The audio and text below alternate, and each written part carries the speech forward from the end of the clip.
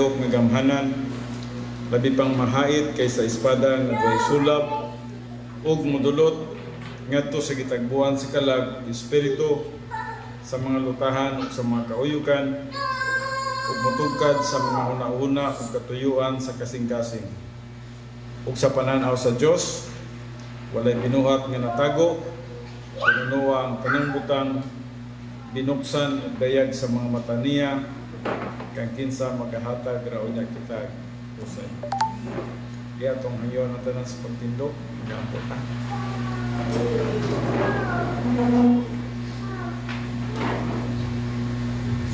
Abahala mo nga Diyos, niningatak na sa kabuntagon, dako ang among pagpasalamat, pagdaig ug paghimaya nga kanimo tungod sa extension sa kinabuhi. Adin ikaw nagahatag pa kanamo og kinabuhi nining adlaw, maka-perform pa kami sa mga buluhaton nga imong ginapabuhat nga ni kanamo, maka-pangalagad pa kami nga kanimo, ma-experience ba namo ang power of the Holy Spirit ug nga ang opportunity sa pag-invest para sa eternity. Father God, nagahangyo kami nga ikaw magatabang kanamo karon, especially sa pagtuon sa imong balaan nga pulong, nga din ang imong mga pulong sa dihang among pagatun-an kini, among masabtan through the teaching ministry of God the Holy Spirit, nga diin dili kami malikay ngadto sa mali nga mga pagtulunan, kundi among masabtan ang kamatuoran, kaya ang imong kamatuoran mo may magahatag ka ng kagawasan. Father God, uban imong alagad sa pagdala sa imong pulong, salamat nga ang mga pulong nga magagawa sa akong baba, kining tanan magahatag lamang og tinuod nga kahimayaan nga nagkanimo. Kining tanan akong ginatugyan, ginapasalamatan nga madawat, pinagi lamang sa pangalan ni Kristo Jesus, atong Diyos ug atong manluluwas. Amen. Okay, mga lingkod ang tanan.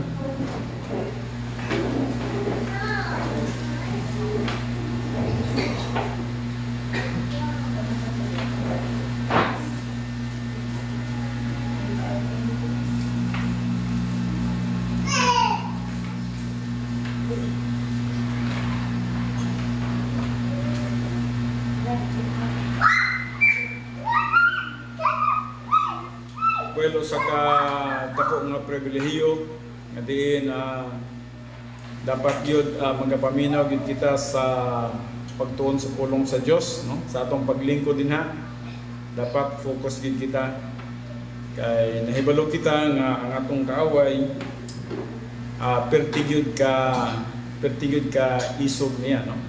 Perti ka malinglahon niya, o wala sa ilaing katuyuan, mao lang yun ang pagsamok ka nato o pagbahin-bahin ka nato, especially sa mga doktrina. So, bisan man gani ang mga doctrinal movement karon, katong mga nagatudlo og doktrina, nagkabahin-bahin paghihapon. Ug busa magapanghinawot ako nga kaninyo nga mag-focus kamo. Kaya kung dili na ito masabtan ang doktrina, non-posible yun, no? Maigo kita sa atong kaaway. Grabe ka lihok kung nagdubol tayo mga atong kaaway karon. Dili siya concern sa katong mga ubang mga pagtulunan nga wala na problema, but he is more concerned about sa mga doctrinal movement, no? Nga adunay mga gitawag na itong pagbahin-bahin. Mao na nga importante kayo na to ang pagtuon sa pulong sa Dios. Now, before na ko iadto ang atong pagtuon sa kadali.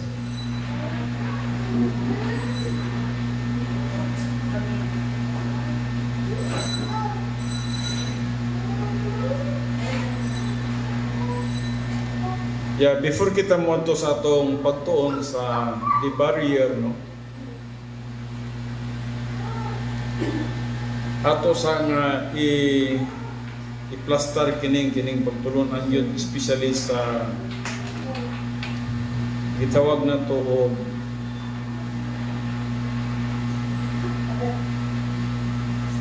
pagtuo. Kay usahay kining gitawag na to pagtuo, misinterpreted kini siya, no?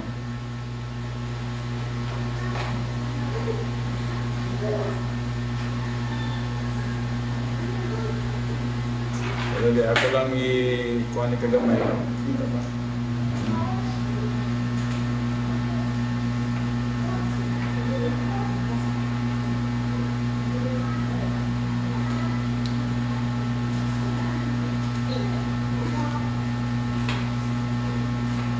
Dili mao kagamay. Dali ba? Dili man ang 116. 116.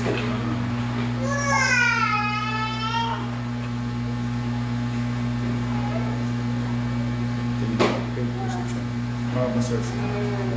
Kadali ha, kadili mo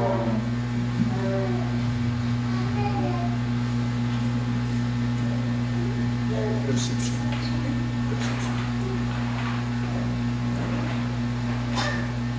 Okay. Okay.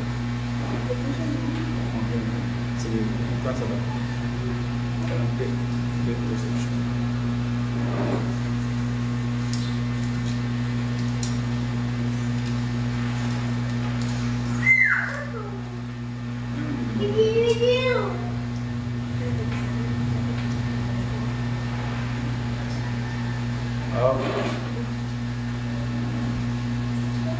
Okay, salamat.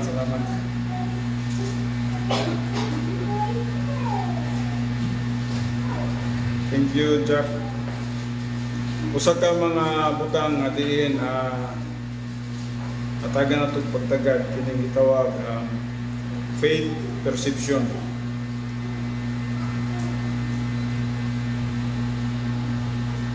Especially kung dili kini siya masabtan pag insakto, diretso na lang tagingon nga faith alone in Christ alone, no? O kang faith alone in Christ alone, insakto yun na siya.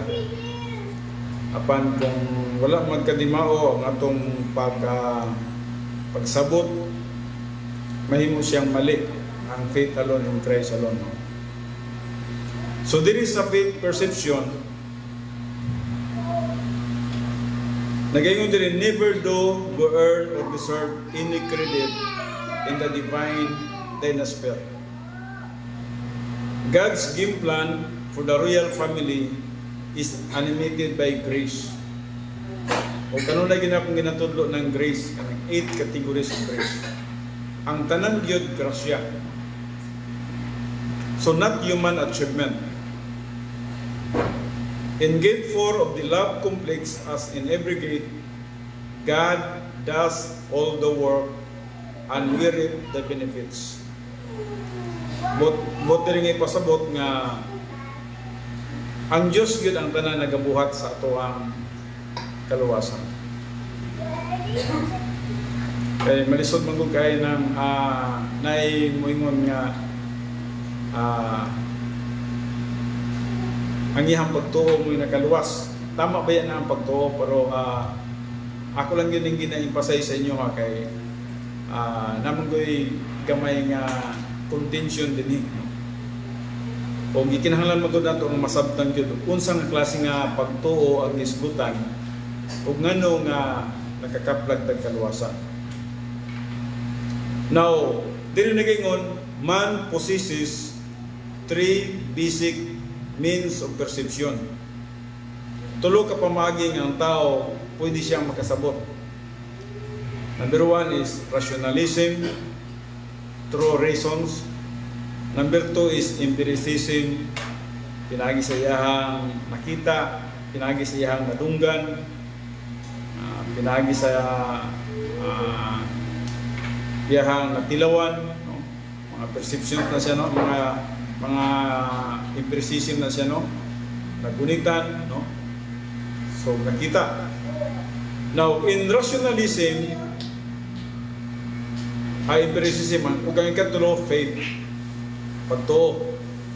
In rationalism, man engages his intellect, deducing a logical system to explain reality. So munang sa rationalism, nasiya mga nahibaluan, mga kahibalo, o mao kana nga nakasabot siya niya na. In empiricism, man hones his powers of observation for discovering answers in the world and the universe around him. Una siya, no? Kung sa itong iyang mga na-discovery, nakita, nadungog, nabati, mao po na ang iyang observation sa empiricism. Now, man has explored and exploited many combinations of rationalism and empiricism throughout history. But in every philosophical or scientific system, man's abilities and efforts receives the credit. Muna. If God's plan relied at any point on our merits, that would come the weak link that would destroy the chain. Imperfect man can have no meritorious role in God's perfect plan. So muning una-una sa uban, na sila'y nahimo, na sila'y contribution, especially sa kaluwasan. Now, hinumduman na to nga kita spiritually dead ta. Sa diha nga ang usa ka tawo dili pa magtotoo, gitawag siya spiritually patay. Ug wala gyud siya mahimo sa iyang kaugalingon. Tanan iyang mga pagabuhaton o pagahuna-hunaon, walay mahimo sa tubangan sa Dios kay patay man siya spiritually. So kung patay siya spiritually, tanan niyang abilidad, talent, o bisan man sa iyang mga desisyon, kining tanan walay kahimuan sa mata sa Dios. O busa nagaingon din imperfect man can have no meritorious role in God's perfect plan. Wala gyud merit ang gitawag na to mabuhat sa tao. Dayon ta. Nayo sa illustration din Ako lang ning gigamit kay natudlo sa kini sa atong sa Sunday school teacher, no. Nagaingon siya diri, like for example, I believe in Christ. I is the subject and Christ is the object. I just do hope nga magapaminaw kita niya. Ang I diri, kung makita, accomplishes no work for salvation. Balik ko na ko, no? Ang I diri, accomplishes no work for salvation. Ang subject, wala gid siya nabuhat para sa iyang kaluwasan. Wala gid siya nahimo. Helpless ta, hopeless ta, spiritually dead ta, total depravity ta, no? Ang sa object, Christ diri accomplish all the work for salvation. Jesus Christ did it all. Siya ang nag-accomplish sa kaluwasan. Sa subject diri, no merit. Ang imong pagtuo is non-meritorious. Walay merit sa tubangan sa Dios. O bisan man ang imong buhat, walay merit sa tubangan sa Dios. Kay espirituhanon patay man ta. Sa katong dili pa ta magtotoo. Now, ang sa pikas sa object, all the merit. Muni ang dapat na ay meritorious. Kining object. Ang subject receives no glory. So dili ta moingon nga naluwas jud ko tungod kay nagtuo man ko. Pwede ka moingon nga naluwas ko tungod sa grasya sa Dios. Lahi ng imong gisulti nga naluwas ka tungod kay nagtuo ka. Ang uban pa gani, sila ang nakaluwas sa ilang kaugalingon tungod silang pagtuo. Now, dito si Pikas nagingon sa object, Christ receives all the glory. So, faith is as non-meritorious perception. Gitawag siya, faith as non-meritorious perception. Ang atong pagtuo, wala ni siya merit sa mata sa Diyos. Trabaho lang sa Diyos, nga diin ang usa ka espirituhanong patay, pinagi sa trabaho sa balang espiritu, nga ang usa ka espirituhanong patay, nga dili makasabot sa mga espirituhanong butang, ang balang espiritu, nagtrabaho siya sa ihang ministeryo, ngadto sa usa ka patay nga tao, ngadto sa espirituhanong patay, para nga makasabot. O sa dihang ang usa ka patay, makasabot nga through the ministry of the Holy Spirit, masabtan niya ang grosya, masabtan niya nga ang buhat ni Jesus Christ sa cross, mao'y bugtong makapaluwas niya, pwede siya mo respond. So ang iyang responsibility is just to believe or not to believe. So kung mutuo siya, dinha na ang grasya muduol ngadto kaniya. Ang kaluwasan nga gibuhat ni Jesus Christ ngadto sa cross muduol ngadto kaniya. Ug mao kana ang explanation sa Ephesians 2. Ang Ephesians 2 8 ug 9 gi-emphasize kini na nagayon siya, kay tungod sa grasya kamo nang naluwas. Just mark your Bible. Pag-imig din na. Kay tungod sa grasya kamo nang naluwas. Grasya gid ang nakaluwas. And then misumpay siya, kay tungod sa grasya kamo nang naluwas, pinagi sa pagtuo. Ang inyong pagtuo mihimong miepekto ang grasya. No? Miepekto ang grasya. And then misumpay siya, og kini dili sa inyong kaugalingong kahimuan. Mark that word. Og kini dili sa inyong kahimuan. Sa dihang nagaingon siya dili kini sa inyong kahimuan, lakip na tong imuhang pagtuo. Wala to'y credit. Ang buhat sa Diyos. No? Minsan nga, o kini dili sa inyong kaugalingong kahimuan, kini hatag sa Diyos.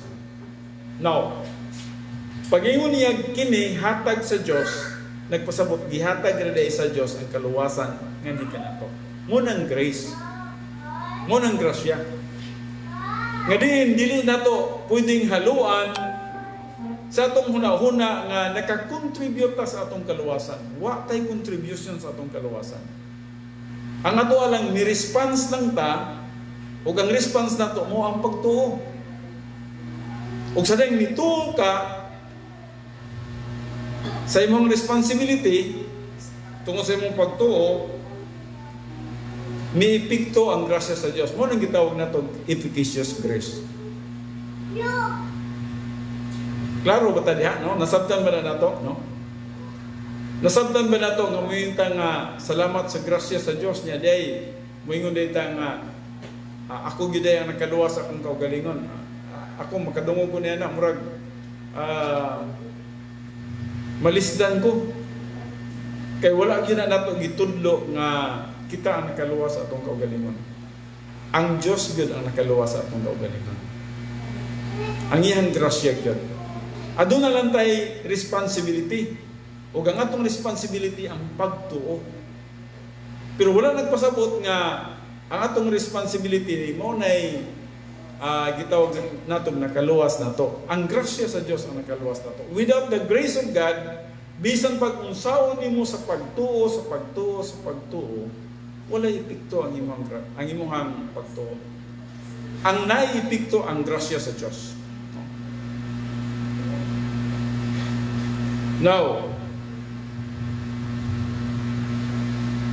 ginasiris pa nato na pagtudlo kanang categories of grace. So faith as non-meritorious perception. No? Man's third system of perception is non-meritorious. Kining pagtuo non-meritorious. Mabita nang pag muingon na kang I made it. Katong sulti ni Pastor Brindo ganina, I made it. Naluwas ko. Pana siya kanang para sa ko a bit with arrogance, no? Yung kasi mo galing mo nga nabuhat din ako, naluwas ko.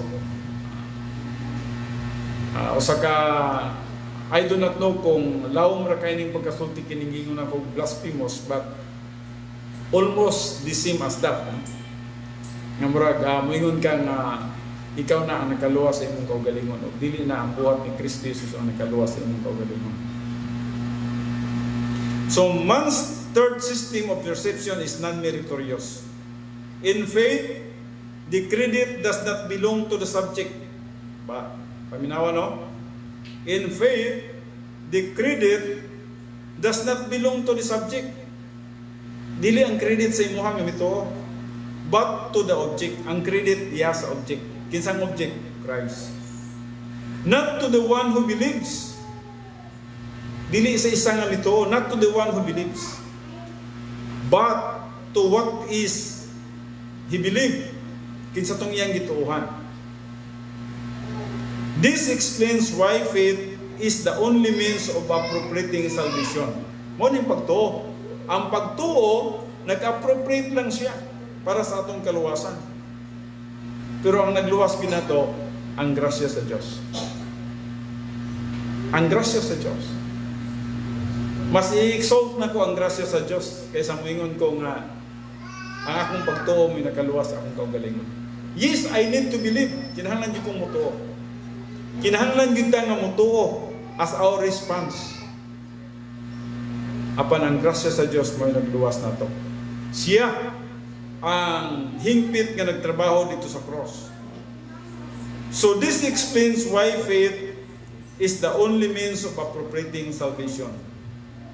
When sinful man believes in Christ. Now, paminawan niyo, no? When Masata. Nara, tapos.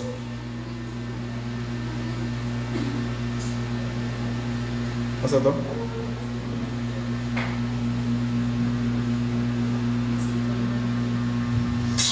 Nara. When sinful man believes in Christ, the subject has no merit. Balik ko na ko, no? When sinful man, ang usa ka tawo nga makasasala, spiritually dead, believes in Christ, the subject, kinsa nang subject? Katong nito, kita. The subject has no merit. Wala kita merit.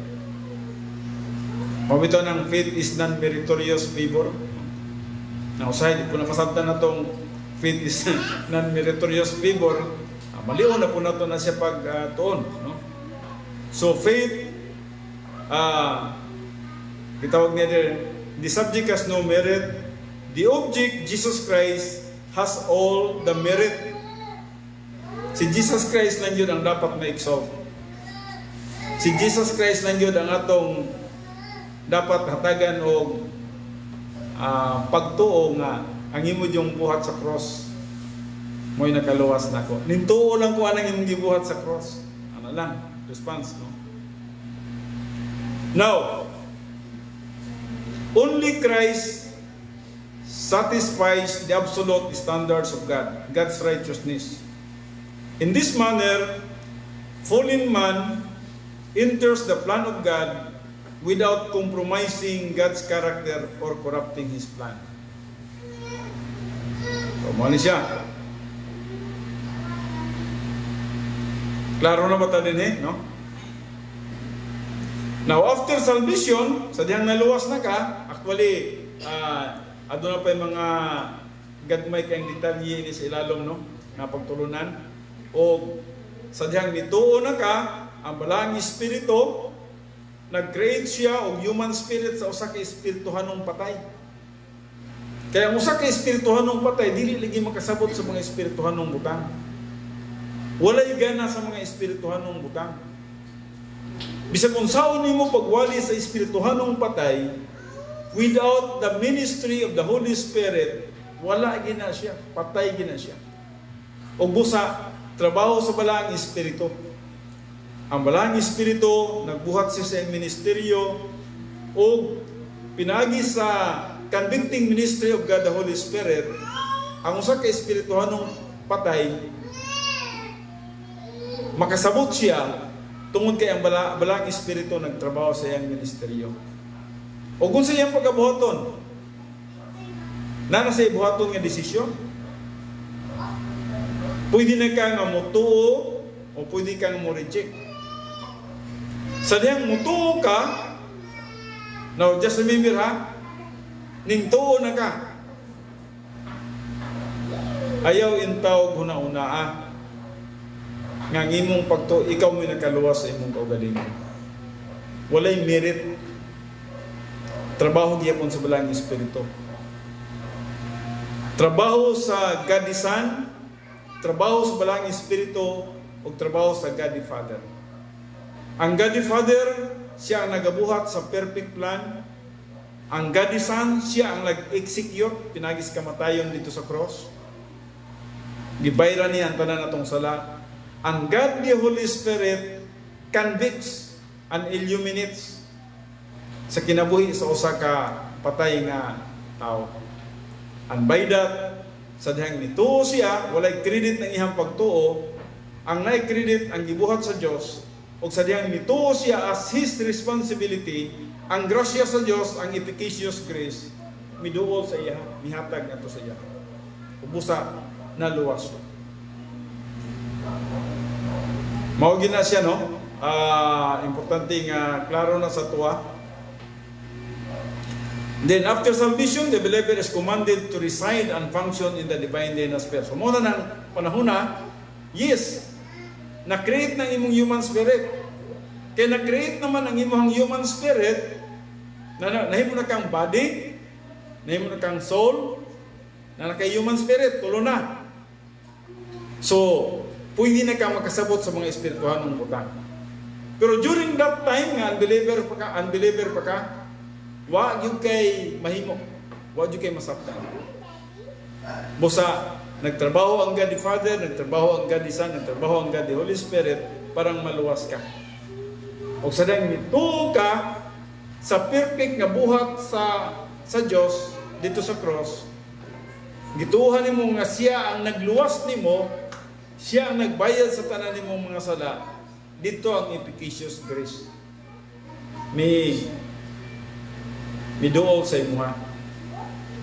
Ang atong teacher niya na murag gihatagan niya timeline nga probably a matter of 6 seconds. A matter of 6 seconds. Nag-travel pa siya kadyo, no? Nag-travel pa siya kadyo. No? Siguro dito pag tuog yun nimo, naghanap pa siya, nakadulong siya na. That's grace. Nganong nag-travel pa man siya? Paminawan ninyo nganong nag-travel siya. Ang una, nag-create pa siya og human spirit sa imuha. Patay biya ka, body and soul lang biya ka. Body and soul lang. Ingunan nila ang imong kahimbang. Wala pa kayo mahimo anak. Wala pa kayo mabuhat, spiritually patay pa ka. So ang gibuhat sa Dios, ingunan ni. Sa diyang nituo ka, nag-create pa siya og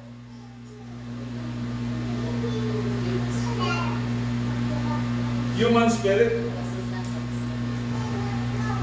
Nag-create siya og human spirit para nga ang balaang espiritu musulod ngadto kaniya.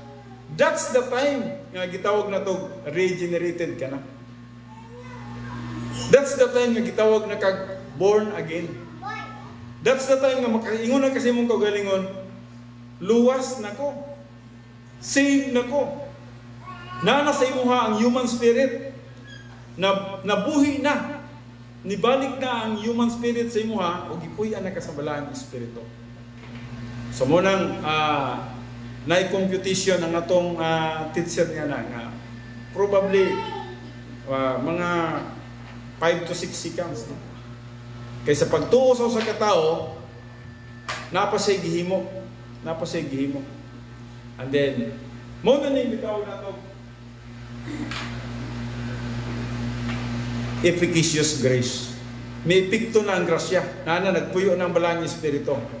Pagpuyo sa balang nana ang human spirit, and then ang balang espiritu may puyo. Now, siguro mingon mo, layo-layo naman siguro ng 6 seconds, Pastor. Pwede mo ninyong 3 seconds. No.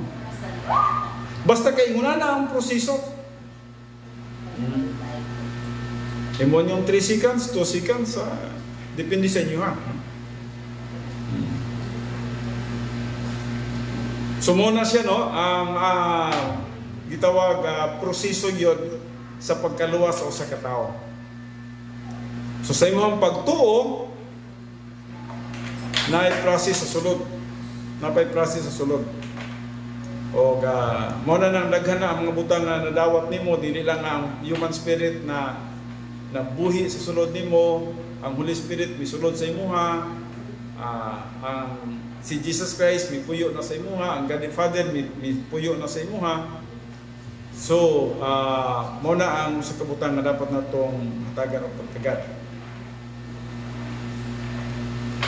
So, morning after salvation, the believer is commanded to reside and function in the divine dynasphere. So, pwede na ka makapuyo sa divine dynasphere. Nganong pwede naman ka makapuyo sa divine dynasphere tungod kay naana ang balang espiritu nagpuyo sa imuha. Kung ikaw makasala, mugamit ka sa 1 John 1:9, nanapod ka sa divine dynasphere. You are in the divine power. The word divine dynasphere, you are in the power of God. You are in the divine power. Nana ang gahom sa Diyos, nana sa imuha. So muna maka-perform na pud ka, kay limpyo naman pud ka sa tubangan sa Diyos, filled ka sa Holy Spirit, you are in fellowship with God, perform na pud ka sa mga buluhaton. Muna nang gitawag na itong Christian way of life. Para nini atong gibuhat karon, nagtuntas pulong sa Dios. So, ikaw mismo makahibalo ka nga, God, salamat madawat gini sa imong tubangan ang akong gibuhat. I do not know kung ma-recognize ninyo din no? Ma-recognize ba ninyo nga madawat ng inyong gibuhat karon o dili? Maka-recognize mo. Maka-recognize mo. Maka-recognize mo nga nakasala ko da. So, balik ko din sa Ginoo para nga limpyo ko sa tubangan sa Dios. O pag-recognize ninyo niya na, mabati na po ninyo nga you are in fellowship with God, and then maka-recognize mo nga ang inyong ibuhat madawat na po sa tubangan sa Diyos. Muna siya ang Christian way of life. Muna siya ang Kristohanong pagpangalagad. Muna ang tinuod nga pagsimba. So sa dihang nagkinabuhi dahil ka nga in fellowship with God, you are worshiping God. Bisag asa may nga dapit, dili lang dili sa simbahan. Bisan man outside the church, bisan magtuwa ka sa gawas, but if you are in fellowship with God, you are glorifying God. Nahimaya ang Diyos sa imong kinabuhi. Kaya ang Diyos, mahigugmag yun sa mga tao nga nagkinabuhi nga balaan. Mabito nang ang uban magpaampo, nganong magpaampo man sila? Siguro nasabtan nila ang James. Unsa man gisulti sa James? Ang James mingon nga ang pag-ampo sa mga taong matarong dako og kahimuan. Now, unsa may buti pasabot niya na? Kinahanglan masabtan nato nga pag-ingon nila ang pag-ampo sa usa ka taong matarong dako og kahimuan. Unsa nga klaseng matarong iyang gisgutan dinha? Nagpasabot nga ang prayer sa usa ka magtutuo nga balaan niya ng panahona. Niya ng panahona balaan. Dakog kahimuan sa usa ka tawo nga iyang giampuan. Dili itong nag-ampo pero dili balaan. Nag-ampo siya pero nay problema ang iyang spiritual life. Iyang pag-ampo dili to dungkon sa tubangan sa Dios. So pag-ingon sa Santiago, ang pag-ampo sa usa ka tawo nga balaan dako og kahimuan. So may epekto ang iyang pag-ampo. Nganuman sa mata sa Dios nagapaminaw siya sa mga kaanakan niya nga matarong sa iyang atubangan. Nagapaminaw siya niya. Pero mag-ampo ka na kay sala, amura ra sa imong inahan. Nga mo yung kasi mong inahan, kanang tingbayad na ba sa tuition rong si manaha. Unya, nagsugo ang imong mama niya, wa jud ka mo sugot, magpalingog-lingog na imong mama, oy. Sa nga, kami ka mo sugot at kung gisugo ta ka. Nga naman, broken ang inyuhang fellowship.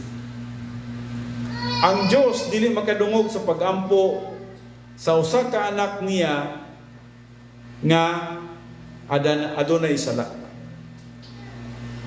Na wala nagpasabuta nga physically dili niya madunggan, no?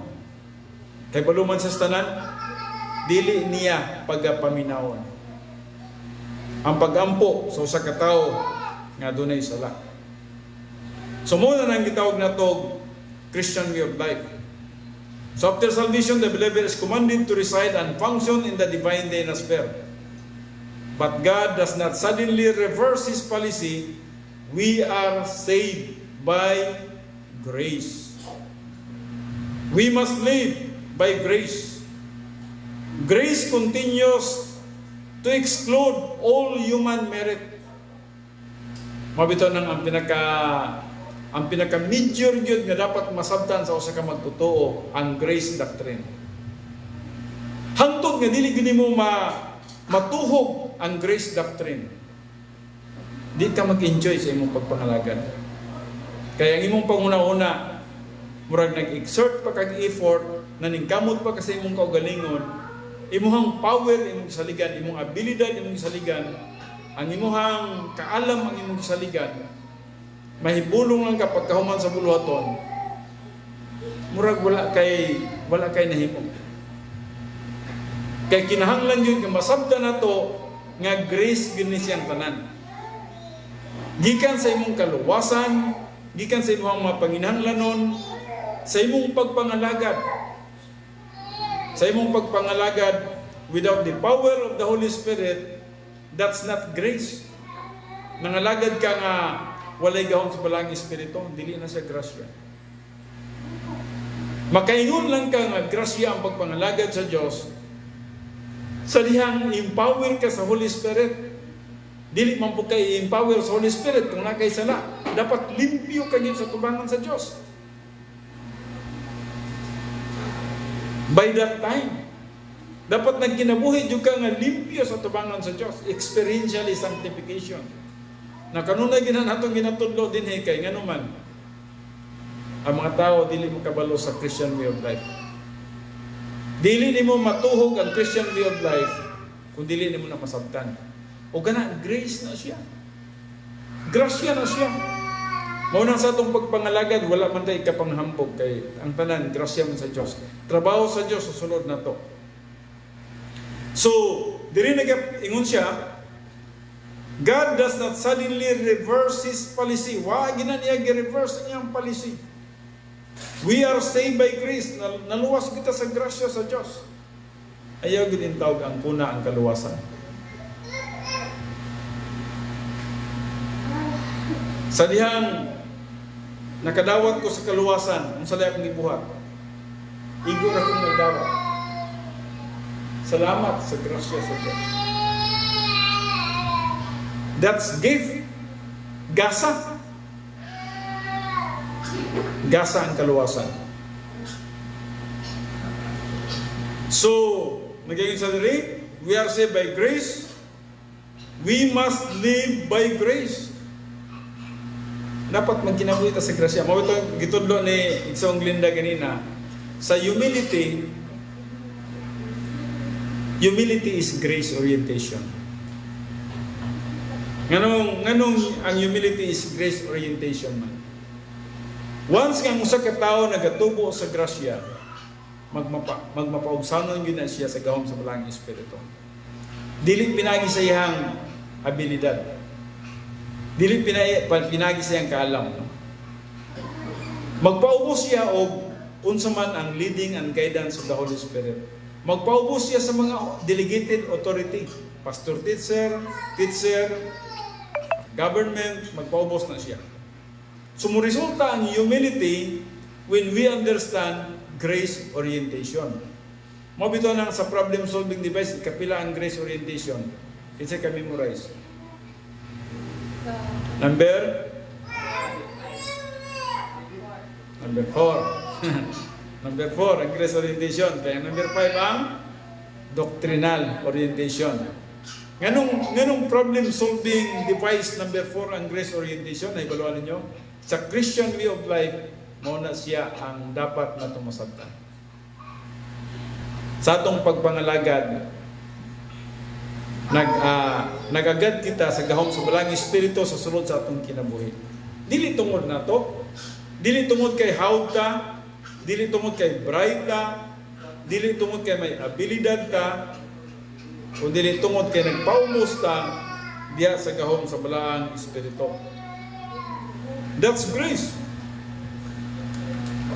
So, we must live by grace. Grace continues to exclude all human merit. Ang sayang gingon? Grace continues to exclude all human merit. Sige betag kanta ng ang sayang ng kanta na to? Not I, but Christ. Tama na siya, mo na siya. Dili tungod na ako, but tungod kang Kristo. Sa itong gandahan na? Yet not I, but through Christ in me. No? So, once ka nasabtan nimo ang grasya, muna na ang atong kinaya. Dili na ni tungod na ako, Ginoo. Tungod na ni nimo. Gitsins nimo ang nimo ang akong kinabuhi. Katong gitudlo kay na Glinda nga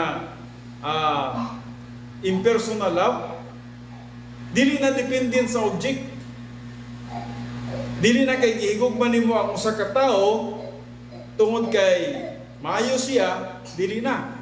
Gihigugman nimo ang usa ka tawo nganuman tungod kay nanay grasya sa sulod nimo, nanay gugma sa sulod nimo.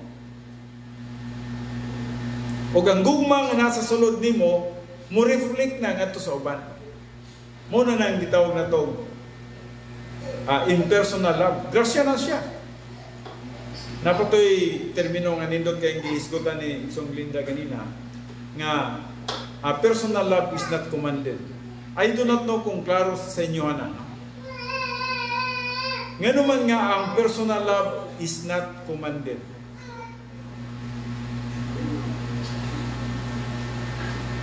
Klaro ba ka na sa inyo, ano? We are not commanded to personally love other person. Ano man? Automatic naman ang siyang personal love. Automatic na siya. Kung ang usa ka tawo nagbuhat og maayo, ikaw gyud mahigugma ka ng tawhana. Automatic na ang personal love. Ang sugo nga ni kanato ang impersonal love. Nganong impersonal love man? Ang impersonal love tungod kay ang usa ka tawo nga dili angiyan nga higugmaon, imong mahigugma siya. Mao nang sa bisan sa Matthew 5:44. Love your enemies, kana gyud isa gina ka bersikulo nga lig-on kayo o ligdong kayo, no. So, another thing dapat nimong masabtan din sa dili na kinahanglan nga imong higugmaon, dili na kinahanglan ka nga mohigugma og personal love. Kay yes, automatic naman gina. Malipay ka og mohigugma ka sa usa ka tawo nga mayo sa imuha. That's personal love. Ay kadto po din nganong wala kag isugo niya na kay ang personal love, kung sa ganing personal love, conditional. O dili ta pwede nga mohigugma nga conditional. dapat sa sulod sa atong kinabuhi, grasya. Mugawas ang grasya nga ni kanato nga muhigugma ta bisan sa usa ka tawo nga dili ang ngayon mihigugmaon. That's grace. Gitawag ng grace. So grace continues to exclude all human merit. Now, kana siyang tanan, wala na siya human merit, ha? Nag-function ta niya na through the power of the Holy Spirit. Ang tanang merit, asan ko maihatag? Ngadto gihapon sa Diyos. Ngadto gihapon sa Diyos. Wala may dapat ipanghambog ta. Gikan sa kaluwasan. Wa mo tay dapat ang kunon nga ato, no? Ang tanan iyahaman sa Diyos. Now, faith remains the only means of perceiving and applying Bible doctrine, no? So God has supplied us with every prerequisite for learning His Word, the canon of the Scripture, a pastor teacher, the local church, the filling of the Holy Spirit, rebound, the human soul, the human spirit, physical life, and protection in the devil's word. Kining tanan, gitawag ni siya grace. These grace provisions are part of the grace apparatus for perception. Gitawag na to gap. Morning grasya. Ato ba yung pangalan kay Grace Christian Church ba yan? Grace, yan, nagdala pa kita sa ngalan nga Christ Christian Church, no? Now, napagod 15 minutes, no?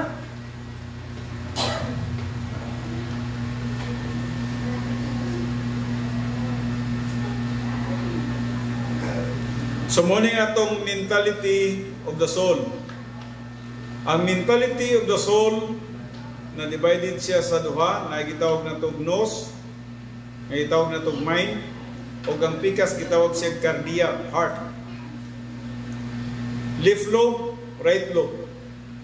Left lobe is the mind, right lobe is the heart. Gitawag siya gnosis, gitawag siya epinosis. Gnosis knowledge, and then epinosis knowledge. Sa dihang ang pastor teacher nagatudlo, halimbawa, ang gitudlo sa pastor teacher is about doctrine of salvation. Actually, taas-taas mo ng doctrine of salvation, no? Gitudlo ang doctrine of salvation para ni ngadto sa magtotoo nga mutudlo po sa salvation ngadto sa mga dili magtotoo. Halimbawa kana, no? Pagtudlo sa pastor niya na diri siya moigo sa gnosis. Pag-igo sa gnosis niya na knowledge, gitawag din siya academic information. Sulod sa iyang liflog. Now, gina-assume na lang nato ni siya nga kana siya nga magtotoo in fellowship with God and filled with the Holy Spirit. Wala ta nagunahon karnal nga magtotoo diri ha. So, ang atong gi-assume diri nga espirituhanon na siya. Buti sa espirituhanon, magtotoo na siya nga diin experientially sanctified. Nagkinabuhi siya nga uyon sa kabubuton sa Dios. So sa diyang naminaw siya sa pastor, kay kuan siya, empowered siya sa Holy Spirit, filled siya sa Holy Spirit, in fellowship siya, dili go sa mind, academic information. Sa diyang mibuhat siya og decision sa pagtuo, faith na po ni siya diri ha, na napulaying faith diri. Sa diyang nituo siya sa pulong sa Dios nga iyang nadunggan o iyang nasabtan through the teaching ministry of God the Holy Spirit. Sa diyang gituuhan niya, ni-transfer siya diri sa heart, cardia. O diri sa right lobe, diri siya nahimong epinosis. O ang word nga epinosis means full knowledge. Ganun gitawag siya full knowledge. Bot sabot nga ang usa ka pagtulunan nga imong nasabtan, dili lang nga imong nasabtan, imo pagyong gituuhan. O kay gituuhan nimo, nagpuyo o nagpilit diri sa imong right lobe mentality. So mo na siyang gitawag na to perception. in learning Bible doctrine. Gitawag kini siya o gisummarize kini siya sa gap. The believer filled with the Spirit concentrates on the pastor's message.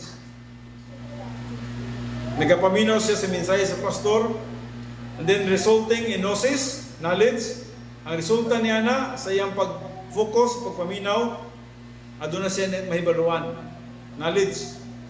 And then in mentality of the soul, and then the mentality has two parts, the nous, mune, the flow, and then translated mind, and the cardia, kini, yung tawag heart, I call the cardia, the right lobe, and then the left lobe is the home of gnosis, the right lobe is the repository of epignosis. Naon sa kalainan din nga anong mingon siya nga the left lobe is the home of the gnosis and the right lobe is the repository of epignosis called knowledge. Nang anong gitawag siya repository din no? Diha siya nag puyo sa right lobe of the soul. Na dito sa atong frame of reference, memory center, categorical doctrine, vocabulary, conscience, momentum, and wisdom. Nakasiga po yun dito. O kung mingon ka kausaban sa usa ka tao, mausab ang usa ka tao, sa diyang ang pulong sa Dios nagapuyo na sa iyang kardiya. Especially dito sa iyang gitawag conscience. Kay kung ang pulong sa Dios imong nasabtan, kung nasa imong konsensya, mo to'y mag-dictate nimo, mo to'y mag-influence nimo sa paglikay sa mga sala. Muing ka, di ko makakita lang kag diskuhan. Naidiskuhan sa taas. Daron ka sa imong higala. Pag-ana nimo nga diskuhan, ikaw nga nakasabot sa doktrina, mo na rin ka nga, di ko diha nga naman, naay konsensya nga nagalihok sa imong kinabuhi. O asa man ka danon? O ibutan to Domingo, danon ka sa ubang dapit. Amin ka nga, dili ko, kay kinahanglan ko magsimba. Dili ko kay nami pagtuon sa pulong sa Dios. So ang pagtuon sa pulong sa Dios may priority number 1 nimo, no? Nganuman, nakahibalo na ka nga unsa ka importante ang Bible doctrine sa kinabuhi sa tao. Wala kita laing madalas langit sa tinuod lang. Ang ato lang madalas langit unsa lang? Katulang naglingkod ka nga naminaw ug nagtuon sa pulong sa Dios. Kaysa imong paglingkod din pagpaminaw, pag-focus nimo sa pagpaminaw sa pulong sa Dios, ang pulong sa Dios na-retain diri sa imong kardiya, sa diyang gina-apply nimo ang pulong sa Dios sa imong kinabuhi, mo na imong mabalon dito sa taas. Sa diyang ma-resurrect na ta, sa diyang nanay rapture, sa diyang matubang na niya ta sa bima seat judgment. Mo na'y benepisyo ng atong madawat samtang nagapangalagad kita sa yuta. Ug mao kanang muingon gyud kita nga moadto gyud kog simbahan. Maminaw gyud ko sa pulong sa Dios. Dili po tong mga gitawag na to. Ang nabaya po daghang klaseng simbahan, no? Napod gani gitawag nila unsa na? Simbahan daw siyawa. Amot nakadungog na ba mo ana, no? So, daghang klaseng simbahan. Pero ang gisgutan na to, katong mga magtutuo nga tinuod yun nga nagasimba sa espiritu sa kamatuoran. Nagsimba sa Dios, nagsimba sa pulong sa Dios, mo tong pagsimba. Mo nang wala gyud gathering sa mga Kristohanon nga wala gyud pagtuon sa pulong sa Dios. Kung na may gathering nga wala pagtuon sa pulong sa Dios, dili gina siya simba. Dili gina siya simba. Ang atong gatherings is purely pagtuon gyud sa pulong sa Dios. So consistent nga pagtuon sa pulong sa Dios. So the left lobe is the home of gnosis, the right lobe is the repository of epinosis. Gitawag full knowledge, ready for application. So gnosis in the left lobe is receptive. Kung ano siya ang nag-receive, receptive comprehension. Academic knowledge that is not usable for application to life. Now, kanang academic knowledge, dili pa na siya magamit. It is not usable for application to life. Ako nga explain, nganong dili pa man magamit. Ang imong academic information nga imong nadunggan, nga imong nasabtan, wala pa na siya kagamitan. Nganong wala pa man siya kagamitan? Wala pa nimo gituuhan. Wala pa nimo gituuhan. So kay wala pa nimo gituuhan, dili pa real ang imong application. Ibutan na to, nakasabot ka niya na, wala nimo gituuhan. Mi-apply ka, dili real ang imong application. Mahimo nga real ang imong application sa diyang gituuhan na nimo ug sa pagtuo nimo sa doktrina nasa right lobe, nagkinabuhi na ka sumala sa doktrina nga nasa imuhang right lobe. Mo na tong ready for application na. Ang sa gnosis, no, dili pa magamit nimo na. Wala pa na siya kagamitan. Kinahanglan yun imong tuuhan o pagtuo nimo ni sulod na din sa imong right lobe o magamit na sa imuhang adlaw-adlaw nga pagkinabuhi.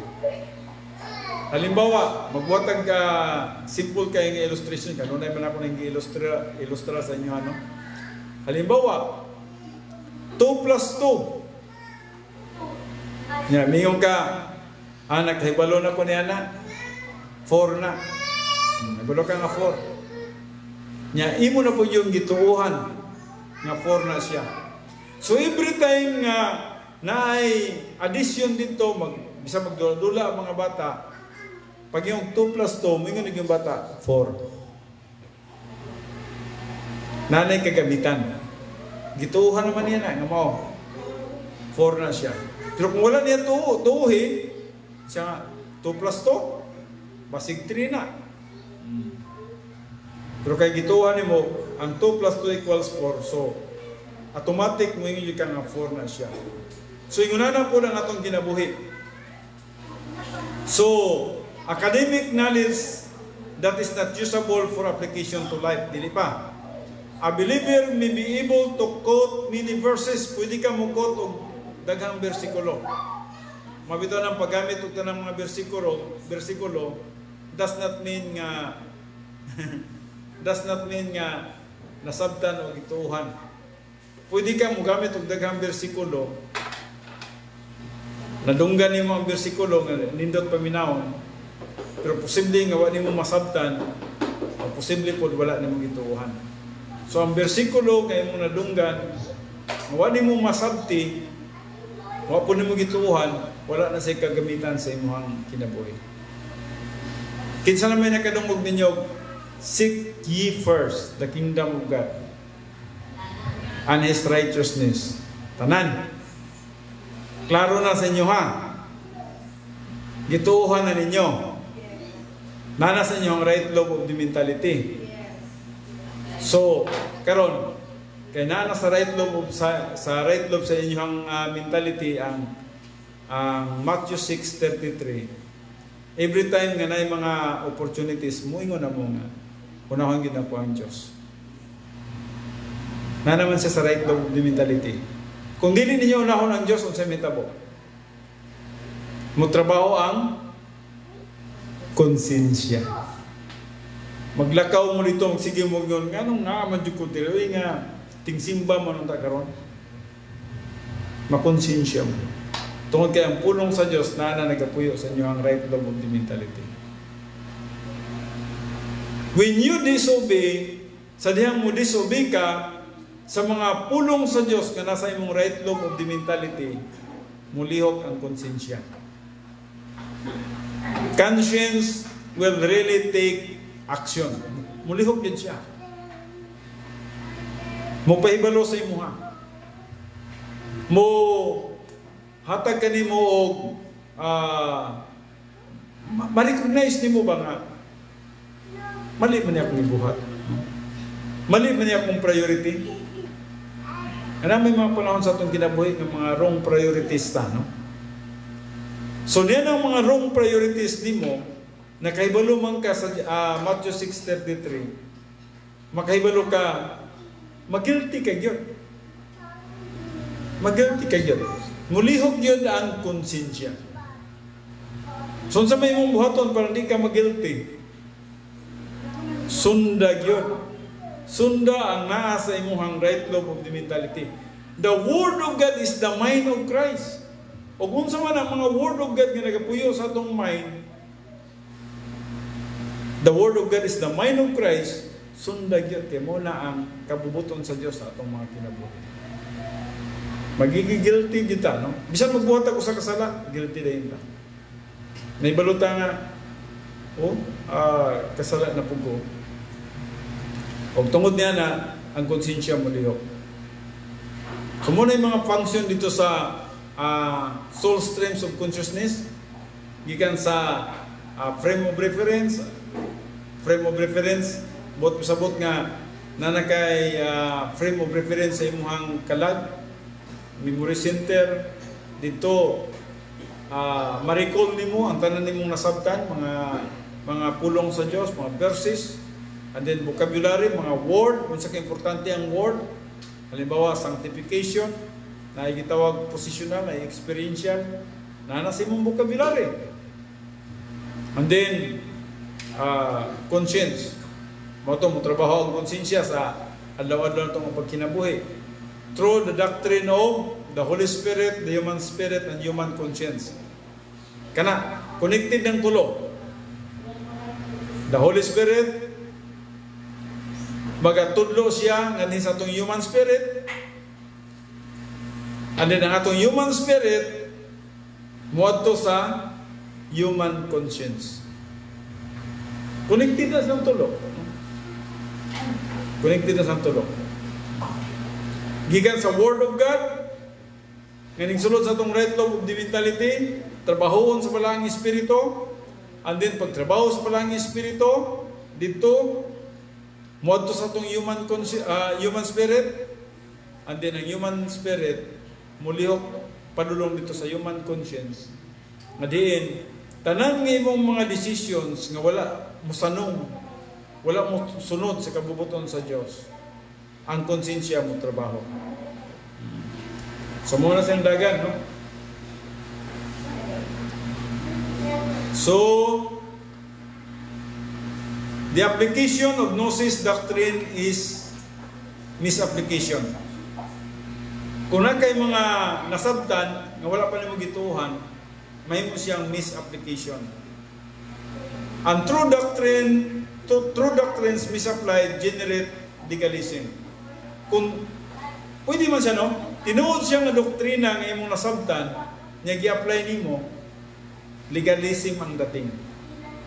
Nag-apply ka sa kabutang, nga pa nimo gituuhan, nahimo siyang legalism. Samantalang, ang usa ka butang nga imong nasabtan, nga imong gituuhan o gi-apply nimo is spirituality. Genuine spirituality. So, dapat yun, musulod sa itong right lobe of the mentality, pinagi sa itong pagtuog, pagsalig, no? And true doctrines misapplied generate legalism. Inflexibility, no? Insensitivity, and intolerance, compounding arrogance. Pasok niya po ng arrogance. Usay mo abot na din nga ang imong pagkalegalista mo tanaw na ka sa uban, mo tanaw na ka nga mas balaan ka kaysa ilaha, kana legalista na siya. At the Gnosis stage of gap, the believer clearly perceives a point of doctrine and then faces the issue of faith. Does he or does he not believe what he has learned? If he believes, that doctrine is transferred to the right lobe and becomes epinosis. By means of faith, academic comprehension is converted to genuine understanding. So muna nang gitawag tinuod na nga pagsabot, genuine understanding of the divine truth by the Holy Spirit. And then only epinosis can be applied as wisdom. Kini lang yun. Only epinosis can be applied as wisdom and spiritual common sense. So, sa dihang imo nang nasabtan o imong gituuhan, matag-apply ni mo niya na nanay value sa eternity. Muna nang mingon na ka nga, salamat gyud sa adlaw, bagong adlaw na napukoy bagong opportunity. Mga lagad na po ko niya karon, magtuon na po ko sa pulong sa Diyos. So tanan di mo mga ginabuhat, ginakuha na ka, ginadasig na ka sa Word of God na imong gituuhan, nga nagpuyo sa imong right of the mentality, gina-apply mo ang Word of God nga nasa imong mentality. Muna na siya tinuod nga gitawag na to production, spiritual production. Dili itong nag-apil-apil ang tahan, no? Itong aktibo lang ta sa buluhaton, dili ito, no? Buti pasabot, dapat nag-operate ka, pinagi sa imuhang knowledge, kanang epinosis. Nag-operate ka tungkol kay nakay kahibalo. Tanan nga mga desisyon nimo nagabi sa imuhang kahibalo, sa right of the mentality. Ako na lang yung tiwason, kami naman lang kayo, no? So, if he believes the doctrines is transferred to the right lobe and becomes epinosis, by means of faith, academic comprehension is converted to genuine understanding of divine truth by the Holy Spirit. So, only epinosis can be applied as wisdom and spiritual common sense. So, muna tang nanakay common sense, spiritual.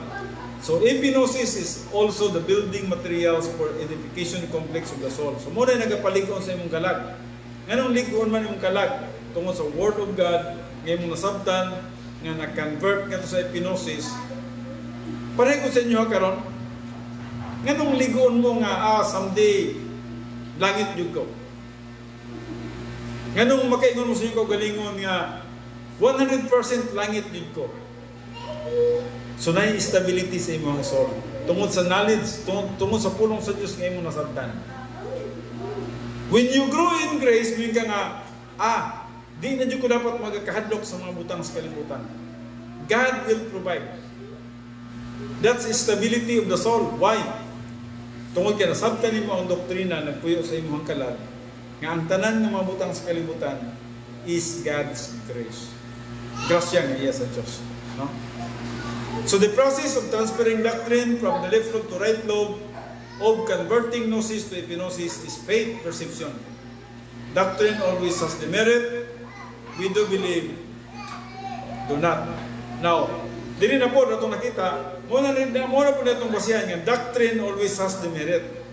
O kung sa itong imuhang doktrina sa imong kalag, muna po ito na-merit. Muna po itong na-meritorious niya dito sa Bema Seat Judgment. Muna itong madawat dito sa Bema Seat Judgment.